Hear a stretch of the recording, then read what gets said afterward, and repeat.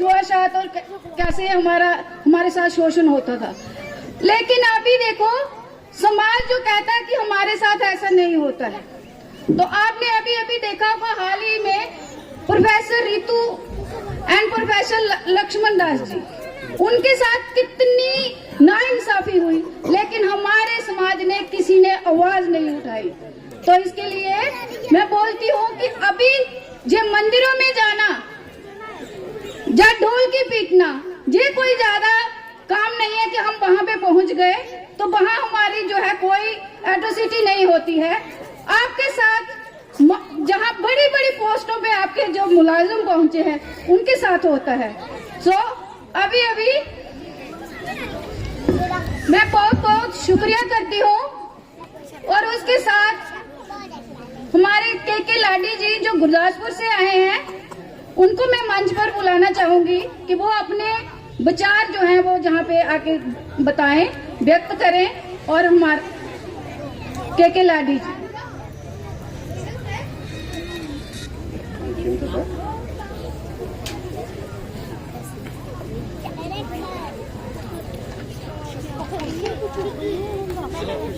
परम सत्कारयोग अज दे समारोह दे मुख मेहमान संदीप जी और पंजाब तो चल के आए मेरे साथी डॉक्टर इंद्रजीत कजला जी, हरभजन सुमन जी और इस पंडाल विच बैठियां मेरियां भैणां मेरे वीर, जय भीम।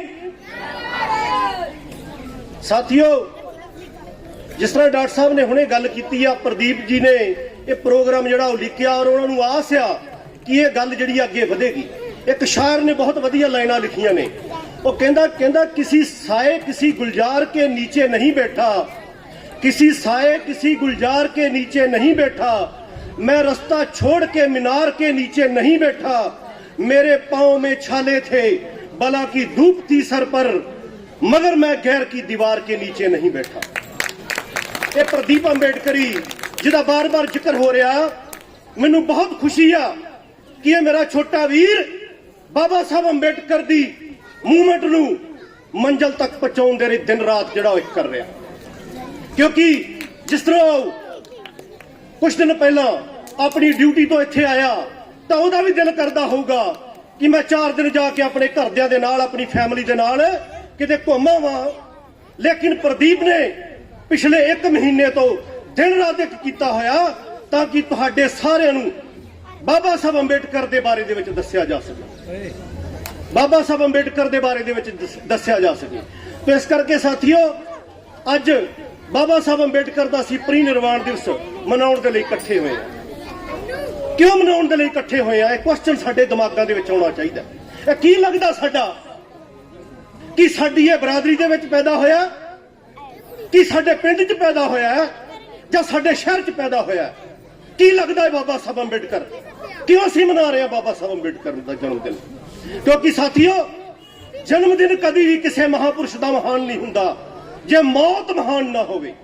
बाबा साहब अंबेडकर महान मौत इस देश दे विच ओ जी मर के गए ने, इस करके बाबा साहब अंबेडकर नूं अज याद किया जा रहा।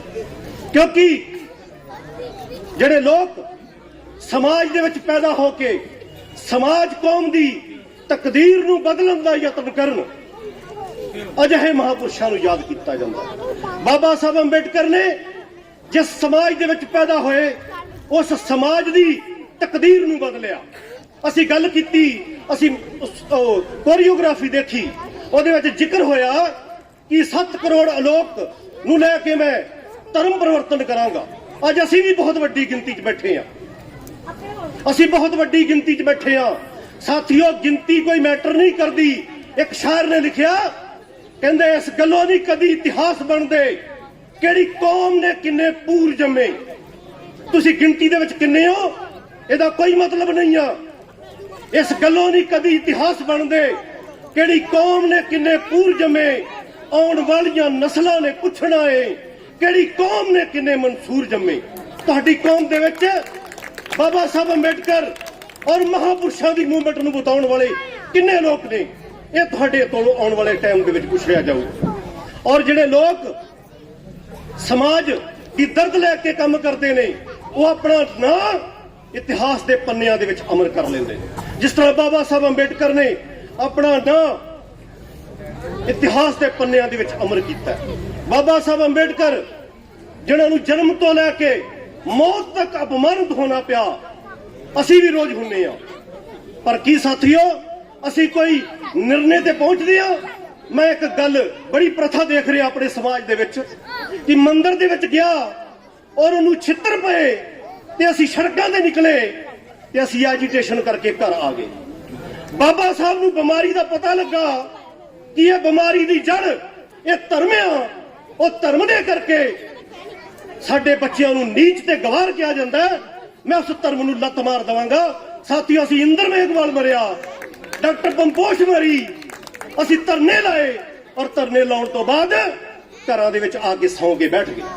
ਕਿ ਬਾਬਾ ਸਾਹਿਬ ਅੰਬੇਡਕਰ ਦੀ ਜਿਹੜਾ ਆਖਰੀ ਪ੍ਰਣ ਸੀ ਕਿ ਮੈਂ ਇਸ ਦੇਸ਼ ਦੀ ਸੱਤਾ ਤੇ ਤੁਹਾਨੂੰ ਕਾਬਜ ਵੇਖਣਾ ਚਾਹੁੰਦਾ ਔਰ ਇਸ ਦੇਸ਼ ਨੂੰ ਮੈਂ ਬੁੱਧਮਈ ਵੇਖਣਾ ਚਾਹੁੰਦਾ, ਉਹ ਕਿਹਦਾ ਫਰਜ਼ ਸੀ? ਅਸੀਂ ਨਾਰੇ ਬਹੁਤ ਲਾਏ, ਬਾਬਾ ਸਾਹਿਬ ਤੇਰੀ ਸੋਚ ਤੇ ਪਹਿਰਾ ਦੇਾਂਗੇ ਠੋਕ ਕੇ। ਜੇ ਤੁਹਾਡੀ ਜਨਾਨੀ ਸੁਹਾਗ ਵਰਤ ਵਾਲੇ ਦਿਨ ਤੁਹਾਡੀ ਫੋਟੋ ਚੰਦਰਮਾ ਦੇ ਵਿੱਚ ਵੇਖਦੀ ਆ ਤੇ ਇਹਦਾ ਮਤਲਬ ਤੁਸੀਂ ਅੰਬੇਡਕਰ ਦੀ ਗੱਲ ਤੇ ਪਹਿਰਾ ਨਹੀਂ ਦੇ ਰਹੇ। ਜੇ ਤੁਹਾਡੀ ਭੈਣ ਰੱਖੜੀ ਦੇ ਉੱਤਰ ਧਾਗਾ ਬੰਨ ਕੇ ਤੁਹਾਡੇ ਤੋਂ ਇਹ ਗਰੰਟੀ ਮੰਗਦੀ ਆ ਕਿ ਤੂੰ ਮੇਰੀ ਰਾਖੀ ਕਰੇਗਾ ਤਾਂ ਤੁਸੀਂ ਬਾਬਾ ਸਾਹਿਬ ਅੰਬੇਡਕਰ ਦੇ ਅਨੁਯਾਈ ਨਹੀਂ ਹੋ। ਇਹ ਵਹਿਮ ਕੱਢ ਦਿਓ ਕਿ ਤੁਸੀਂ ਬਾਬਾ ਸਾਹਿਬ ਅੰਬੇਡਕਰ ਦੇ ਅਨੁਯਾਈ ਹੋ।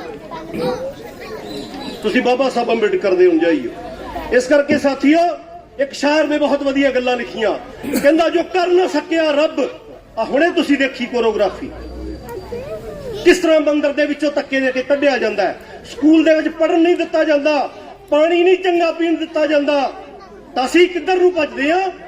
ਜਿਹੜਾ ਬਾਪ ਜਿਹਦੀ ਬਦੌਲਤ ਸਾਨੂੰ ਅਧਿਕਾਰ ਮਿਲੇ, ਜਿਸ ਬਾਪ ਦੀ ਬਦੌਲਤ ਸਾਡੇ ਤਨ ਦੇ ਕੱਪੜੇ ਆਏ, ਜਿਸ ਬਾਪ ਦੀ ਬਦੌਲਤ ਮੈਂ ਬੋਲ ਰਿਹਾ ਔਰ ਤੁਸੀਂ ਸੁਣ ਰਹੇ ਹੋ, ਕਿਉਂਕਿ ਮਨੂ ਸਮ੍ਰਿਤੀ ਦਾ ਕਾਨੂੰਨ ਕਹਿੰਦਾ ਹੈ ਕਿ ਜੇ ਸ਼ੂਦਰ ਬੋਲਦਾ ਤੇ ਉਹਦੀ ਜੀਭ ਕੱਟ ਦਿਓ ਔਰ ਜੇ ਸ਼ੂਦਰ ਉਪਦੇਸ਼ ਸੁਣਦਾ ਤੇ ਉਹਦੇ ਕੰਨਾਂ ਦੇ ਵਿੱਚ ਪਾਰਾ ਪਿਘਲਾ ਕੇ ਪਾ ਦਿਓ। ਇੱਕ ਸ਼ਾਇਰ ਨੇ ਲਿਖਿਆ, ਕਹਿੰਦਾ ਜੋ ਕਰ ਨਾ ਸਕਿਆ ਰੱਬ ਤੂੰ ਇਨਸਾਨ ਹੋ ਕੇ ਕਰ ਗਿਆ। ਜੋ ਕਰ ਨਾ ਸਕਿਆ ਰੱਬ ਤੂੰ ਇਨਸਾਨ ਹੋ ਕੇ ਕਰ ਗਿਆ। ਤੈਨੂੰ ਕੌਣ ਕਹਿੰਦਾ ਮਰ ਗਿਆ? ਬਾਬਾ ਸਾਹਿਬ ਅੰਬੇਡਕਰ ਅੱਜ ਵੀ ਜਿੰਦਾ ਨੇ। ਬਾਬਾ ਸਾਹਿਬ ਅੰਬੇਡਕਰ ਸਦਾ ਜਿੰਦਾ ਰਹਿਣਗੇ, ਕਿਉਂਕਿ ਜਿੰਨੀ ਦੇਰ ਤੱਕ ਬਾਬਾ ਸਾਹਿਬ ਅੰਬੇਡਕਰ ਦੇ ਅਨੁਯਾਈ, ਬਾਬਾ ਸਾਹਿਬ ਅੰਬੇਡਕਰ ਦੀਆਂ ਗੱਲਾਂ ਤੇ ਪਹਿਰਾ ਦੇਣ ਵਾਲੇ ਲੋਕ ਜਿੰਦਾ ਨੇ, ਬਾਬਾ ਸਾਹਿਬ ਅੰਬੇਡਕਰ ਜਿੰਦਾ ਰਹਿਣਗੇ। ਕਿਉਂਕਿ ਬਾਬਾ ਸਾਹਿਬ ਅੰਬੇਡਕਰ ਨੇ ਇੱਕ ਗੱਲ ਕਹੀ ਸੀ। ਬਾਬਾ ਸਾਹਿਬ ਅੰਬੇਡਕਰ ਕਹਿੰਦੇ ਗੁਲਾਮਾਂ ਨੂੰ ਗੁਲਾਮੀ ਦਾ ਅਹਿਸਾਸ ਕਰਾਓ ਤਾਂ ਪਰਿਵਰਤਨ ਕਰਨਗੇ। ਔਰ ਸਤਿਗੁਰੂ ਰਵਿਦਾਸ ਜੀ ਨੇ ਇੱਕ ਗੱਲ ਕਹੀ, ਕਹਿੰਦੇ ਪਰਾਧੀਨਤਾ ਪਾਪ ਹੈ ਜਾन लियो रे मीत, रविदास दास पराधीन से कौन करे है प्रीत। पराधीन का दीन क्या, पराधीन बेदीन, रविदास पराधीन को सब ही समझे हीन। साथियों, की तुहानू अपनी गुलामी महसूस नहीं हुंदी? कि तुहानू एक करिश्मा नहीं लभदा? क्या कदी सोचण दा यतन कीता कि अज असीं जे माइकां दे उपर गरज रहे हां, असीं बोल रहे हां, तां इहदे पिछे ताकत किहदी है? बाबा साहब अंबेडकर।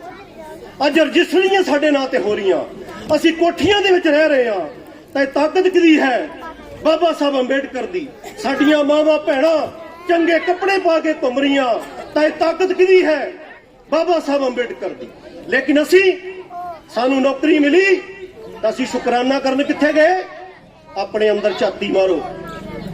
ਸਾਡੀ ਕੋਠੀ ਬਣੀ ਤਾਂ ਅਸੀਂ 10ਵੀਂ ਫੇਲ ਬੰਦੇ ਨੂੰ ਘਰ ਸੱਦਿਆ ਤੇ ਉਹਦੇ ਕੋਲੋਂ ਮਹੂਰਤ ਕਢਾਇਆ। ਕੀ ਤੁਸੀਂ ਅੰਬੇਡਕਰ ਦੇ ਪੈਰੋਕਾਰ ਕਹਾਉਣ ਦੇ ਕਾਬਿਲ ਹੋ? ਇਸ ਕਰਕੇ ਸਾਥੀਓ, ਬਾਬਾ ਸਾਹਿਬ ਅੰਬੇਡਕਰ ਨੂੰ ਜੇ ਸਮਝਣਾ ਹੈ, ਬਾਬਾ ਸਾਹਿਬ ਅੰਬੇਡਕਰ ਦੇ ਉੱਪਰ ਨਾਰੇ ਲਾਉਣ ਦਾ ਕੋਈ ਫਾਇਦਾ ਨਹੀਂ। ਬਾਬਾ ਸਾਹਿਬ ਤੇਰੀ ਜੈ, ਬਾਬਾ ਸਾਹਿਬ ਤੇਰੀ ਸੋਚ ਤੇ ਪਹਿਰਾ ਦੇਾਂਗੇ ਠੋਕ ਕੇ, ਭੀਮਾ ਤੇਰੀ ਸੋਚ ਤੇ ਪਹਿਰਾ ਦੇਾਂਗੇ ਠੋਕ ਕੇ। ਸਭ ਤੋਂ ਪਹਿਲਾਂ ਇਹ ਪਤਾ ਹੋਣਾ ਚਾਹੀਦਾ ਕਿ ਬਾਬਾ ਸਾਹਿਬ ਅੰਬੇਡਕਰ ਦੀ ਸੋਚ ਕੀ ਆ। ਬਹੁਤ ਲੰਬੀਆਂ ਗੱਲਾਂ ਨਾ ਮੈਂ ਕਰਾਂ ਕਿ ਸਾਰਿਆਂ ਦੇ ਕੋਲ ਮੋਬਾਈਲ ਨੇ। ਆਪਣੇ ਮੋਬਾਈਲ ਦੇ ਵਿੱਚ ਗੂਗਲ ਕਰਕੇ ਬਾਬਾ ਸਾਹਿਬ ਅੰਬੇਡਕਰ ਦੀਆਂ 22 ਪ੍ਰਤੀਗਿਆਵਾਂ ਨੂੰ ਪੜ੍ਹ ਲਿਓ ਤੇ ਫਿਰ ਨਿਰਣੇ ਕਰ ਲਿਓ ਕਿ ਤੁਸੀਂ ਬਾਬਾ ਸਾਹਿਬ ਅੰਬੇਡਕਰ ਦੇ ਪੈਰੋਕਾਰ ਜੇ ਜਾਂ ਬਾਬਾ ਸਾਹਿਬ ਅੰਬੇਡਕਰ ਦੇ ਵਿਰੋਧੀ ਜੇ। ਕਿ ਤੁਸੀਂ ਬਾਬਾ ਸਾਹਿਬ ਅੰਬੇਡਕਰ ਦੁਆਰਾ ਦਿੱਤੇ ਹੱਕ ਅਧਿਕਾਰ ਲੈਣ ਦੇ ਕਾਬਿਲ ਜੇ ਜਾਂ ਕਾਬਿਲ ਨਹੀਂ ਹੋ। ਇਸ ਕਰਕੇ ਸਾਥੀਓ, ਬਾਬਾ ਸਾਹਿਬ ਅੰਬੇਡਕਰ एक जगह जिक्र करते मैं आखिरी गल कह के समाप्ति कर देनी क्योंकि समा बहुत ज्यादा हो गया। 1946 की गल बाबा साहब अंबेडकर लिखते हैं। बाबा साहब अंबेडकर कहते मैं पृथ्वी राज रोड ते रह रहा और मेरा 2.5 साल का बच्चा गंगाधर बहुत बीमार हो गया। और बाबा साहब खुद लिखते हैं कहते वो बच्चा बहुत सोहना सी। बाबा साहब अंबेडकर कहते मैं सोचा कि मैं प्रैक्टिस कर लवां क्योंकि वो वकील सी बहुत वड्डे तो शायद मेरा गंगाधर बचते। पर बाबा साहब अंबेडकर कहते फिर उसे पल मेरे मन दे विच ख्याल आया कि जे मैं गंगाधर नूं बचाउण दे लई प्रैक्टिस शुरू कर दी तो मेरे इन्हां 7 करोड़ लोगों का की होवेगा, मेरे इन्हां 7 करोड़ लोगों का की होवेगा। इस करके साथियों सानू अपना इतिहास जानना पएगा और इतिहास जे जानना आ तो बाबा साहब अंबेडकर दीयां स्पीचेस नूं पढ़ो, बाबा साहब अंबेडकर दे ਜਿਹੜੇ ਗੱਲਾਂ ਨੇ ਉਹਨਾਂ ਨੂੰ ਪੜੋ ਔਰ ਉਹਨਾਂ ਤੇ ਅਮਲ ਕਰਨਾ ਸ਼ੁਰੂ ਕਰੋ। ਕਿਉਂਕਿ 1950 ਦੇ ਵਿੱਚ ਇੱਕ ਮੈਂ ਗੱਲ ਕਰਨਾ ਚਾਹੁੰਦਾ, ਸ਼ਾਇਦ ਤੁਹਾਨੂੰ ਤਾਜਬ ਲੱਗੇਗਾ। 1950 ਦੇ ਵਿੱਚ ਅਸੀਂ ਕਿੱਥੇ ਭੱਜਦੇ ਆ? ਧਾਰਮਿਕ ਡੇਰਿਆਂ ਦੇ ਵਿੱਚ ਭੱਜਦੇ ਆ, ਧਾਰਮਿਕ ਸਥਾਨਾਂ ਤੇ ਭੱਜਦੇ ਆ।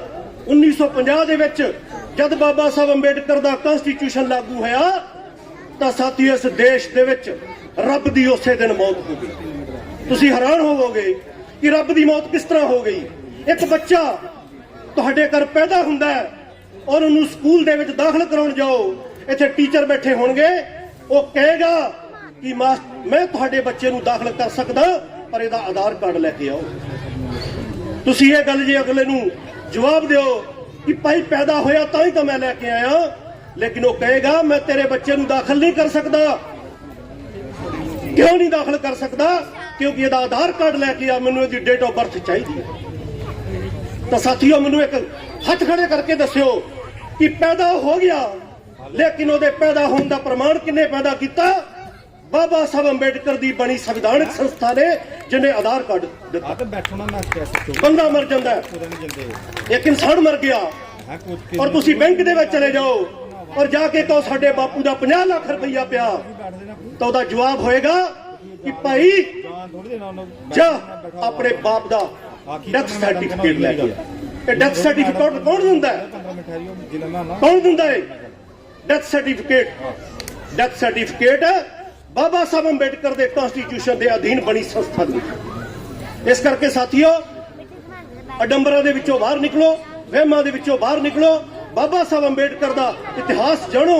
क्योंकि एक शायर ने लिखिया कहंदा उस कौम नूं सदा इतिहास पूजे, विपता हस के कौम जो सह जाती, उस कौम वो कौम गुलाम नहीं रह सकती जिन्हों हस के मरन का झल पै जाए, पैड़ा अंत नूं मुल कुर्बानियां दा भावें अज पै जाए भावें कल पै जाए। अज जिहड़े लोग बाबा साहब अंबेडकर की मूवमेंट मिशन से काम कर रहे हैं इन्हां लोकां नूं इसे जज्बे दे नाल चलदे रहना चाहिए ताकि बाबा साहब अंबेडकर की जिहड़ी मूवमेंट है, बाबा साहब अंबेडकर का जिहड़ा कॉन्स्टिट्यूशन है उस कॉन्स्टिट्यूशन नूं बचाया जा सके। क्योंकि दुश्मन ने तुहाडा सारा कुछ जिहड़ा वो खत्म कर दिता और असीं फिर उसे युग दे विच जाण दे लई तैयार बैठे हां। उस चीज तो इक्को चीज बचा सकती है, वो है बाबा साहब अंबेडकर दा संविधान। ते संविधान ढोलकियां बजा के जिहड़ा वो बचाया नहीं जाना, संविधान पार्लीमेंट दे विच जाके बचाया जाना। तां इस करके अपने तंबू दी, अपने झंडे दी, अपने डंडे दी पहचान करो। धन्यवाद। जय भीम, जय भारत।